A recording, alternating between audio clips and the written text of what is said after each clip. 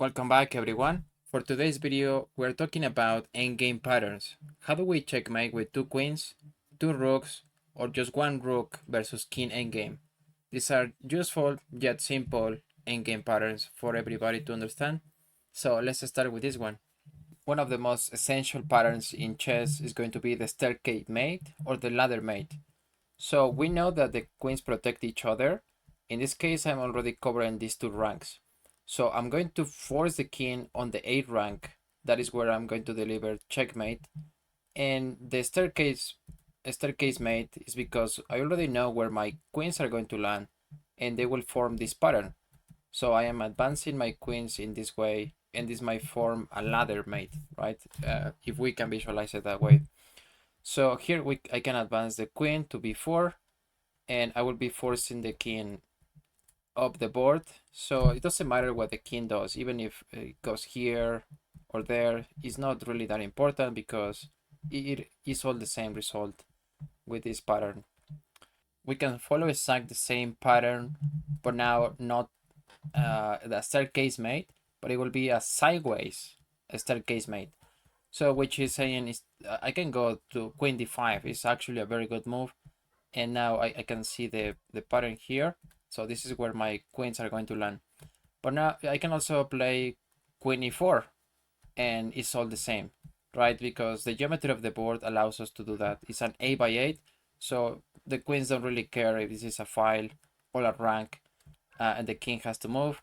And yeah, so we're just gonna deliver checkmate in the same way. We can perform exactly the same task with a queen and a rook, but in this case we have to be careful to keep the rook closer to the king. So now our queen is always protecting the rook. So in this example we can go here and we're following exactly the same pattern, right? But what if, let's say, you play queen a4, okay, you kind of forgot or something, a misclick, and then king d6, and you start deciding, okay, I'm gonna go with my queen first. So queen king c7, and now this will be kind of a mistake because the orientation of the pieces is not, this is not going to be the right way to go. So king d7, and then you start going queen queen d4. Let's say that you want to play queen e5, so that will blunder your queen. So yeah, and now you're gonna have, you still have the winning position, right, with the rook, but that wasn't the right way to attack the king. Now you have to start attacking with the rook closer. So maybe in this position I will bring my rook here, and now I continue with the same pattern towards this side of the board. So sometimes we're gonna have our pieces arranged in a different position. So maybe here we can play rook b2, and now when the king moves, this is mate. But there is another method to do that. So for example, rook a3. Rook a3, now we have a triangle pattern. So there's only one move for the king. And now we repeat. We just repeat the same, exactly the same position until we force the king to the edge of the board and we deliver checkmate here. So I know that my rook is going to end up in this position. I'm gonna put it with blue, and my queen here.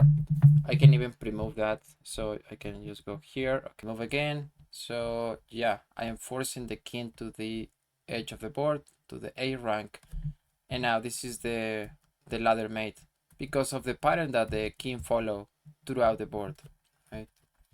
How do we checkmate with two rooks? We're gonna follow the same pattern, but now there's gonna be a shuffle. We have to rewrite the rook when the king is getting closer to one of our rooks.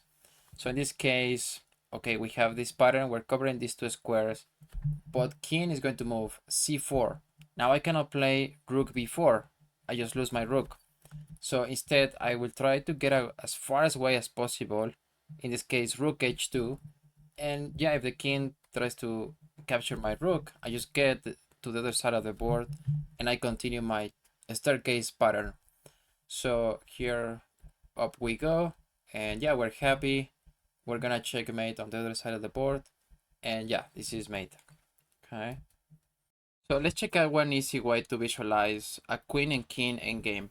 So we want to take this king to any of the corners, right?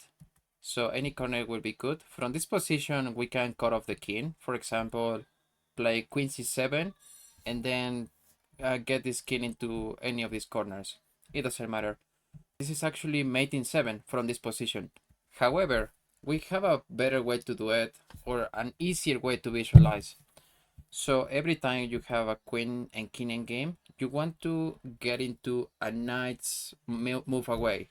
So here we have an L shape. So we have another one here, queen b4. So we play queen b4, and we're gonna get the king into a box, into a shrinking box that is not going to allow the king to move any forward. So here we already have the king into this 3x3 matrix. We want to play queen c5. So queen c5. Now let's be careful. You want to be careful. Okay, we play queen b4. You don't want to stalemate the king. So queen b5, the king still has 2 squares to move. That is fine. And now you bring your king. You don't want to play queen b6 because that will be a stalemate. You want to bring your king into the party, and now the king is only have to only has 2 moves. They have to repeat. So yeah, here you can deliver checkmate. But it was all about putting the king into this box, right? So you are finding a knight's move away. So you're also leaving enough space for the king to move. And then once you get the king into a corner, like so, you bring your king into the game. Okay, so now we're gonna see how we can checkmate with the rook and the king. So one important concept to understand is opposition. Is when the kings are standing to each other, are looking at each other 1 square apart, and now the king that has to move is gonna have to give up ground. So if this was black to move, they're gonna have to move 1 square apart, right? Or maybe you can also play king c5. Yeah, king c5, but now you can get the opposition with king c3. So this is gonna be important because in this case we can also play rook h5, and now the king has to move, right? Okay, so the visualization of the previous example was important. We need to get the kings in the opposition.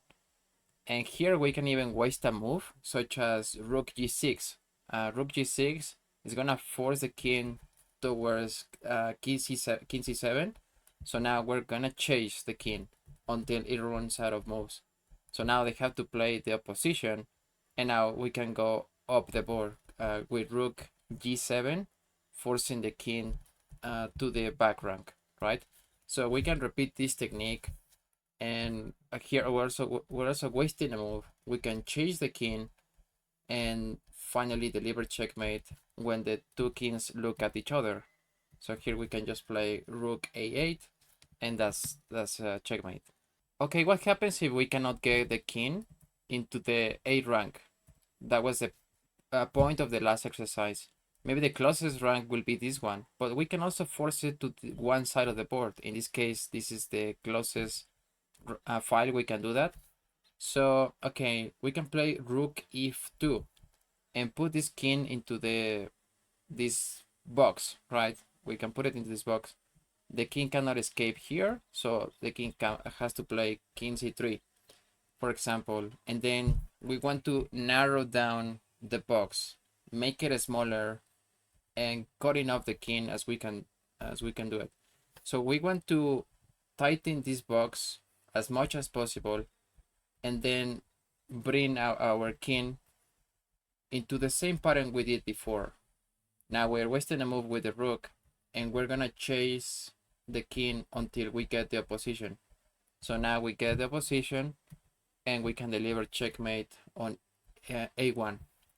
Let's see an example where black is a better defender. This is also a tip.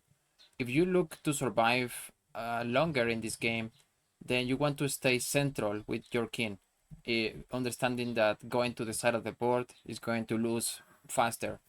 So here we can still play rook e2, and the king has to move, right? So if they move here, okay, we can just shrink the box. And in this case, we can play opposition. In the king plays again, we can gain again the opposition. So we're gonna use the king and the rook in combination to keep shrinking the box as much as possible. In this case, if you're thinking about playing Rook e5, that is completely fine, but we're gonna see an example where the king is not threatening to leave the box, right? It cannot leave this box. So what we can do is crossover. We can cross over to this in front of the rook, and in this case play king e4. So now there is a new box, right? We have now again the opposition. We have now again the opposition, so we can deliver a check here with the rook. So see how we're using our rook and our king in combination to keep shrinking the box. So yeah, this is the technique to do it. It might not be the fastest. There is a better way to do it. See how we cross. I'm gonna go backwards a little bit. So the king is not threatening to leave the box. So we can play now king c5. King c5. Now we have a new shrinking box. And we get the king to the edge of the board, to the corner. And yeah, there is no need to keep chasing it away, as this is checkmate. This is one of the most common pawn endgames where you only have one pawn, but this is actually winning for white. So here you're always going to get the opposition. Opposition means to get in front of the king, right? So the king has to move to any of these squares. So now you're gonna go to one side of the board, right? So the king goes here, you can play king e6. If the king had played king e7, now you can play king c6. So you're winning a space on this side of the board. So pushing your king up is the objective. Now the king has a good technique. It's going to d8. Now you don't want to push the pawn just yet. You actually want to gain more space.